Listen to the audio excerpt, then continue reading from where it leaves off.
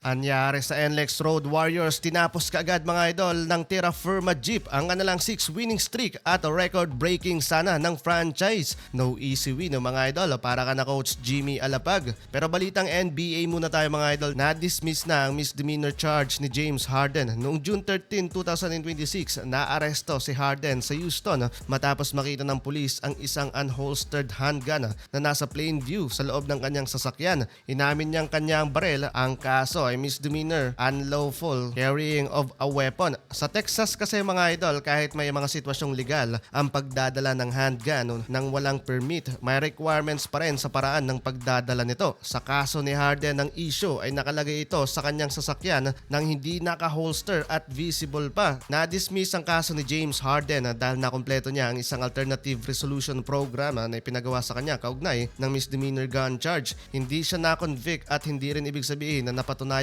walang violation. Balik PBA tayo mga idol, no easy win nga para ka na Coach Jimmy Alapag at NLEX Road Warriors matapos silang gulatin ng Terra Firma Jeep na kasalukuyang nasa bottom rank na may 3-4 win-loss record after nilang manalo kagabi sa doubleheader game ng PBA with final score 109-114. Pero sa opinion ko mga idol, hindi na yon nakakabigla dahil sa unang paghaharap ng dalawang kupunan sa ongoing season ng elimination round. Nahirapan din doon ng NLEX na nagtapos naman sa score na 100-101, pero this time nabawian mga idol ng Terra Firma ang isa sa pinakamainit ngayong kupunan sa liga under ni Coach Jimmy Alapag. Maganda mga idol ang overall scoring ng NLEX, leading scorer si Robert Bolick na may 20 points and 8 assists, shooting 7-13 mula sa field. 19 points naman doon ang kinamada ng kanilang import, 16 points naman para kay Scottie Winston at coming from the bench combined 36 points naman mula ka na JB Bahio at LJ Gonzalez. Yun nga lang, hindi sapat yung kanilang supporting offense sa crunch time. Marami nga ang nakapagtalado ng score pero walang may napatake over sa final 3 minutes ng laban. Up by 4 points ang NLEX, 105-109. Doon na nagsimula ang pag-collapse ng NLEX na pako sa 105 sa scoreboard habang ang Terra Firma naman biglang uminit doon mga idol. Isa sa crucial player doon ay etong former Gene Kings player na si Maverick Ahanmisi. Tintin ang pinakita niyang playmaking doon para sa big man na si Gio Chu. Back-to-back assist for Ahanmisi habang back-to-back 2 points naman para sa Terra Firma big man. Kaya naitabla nila sa 109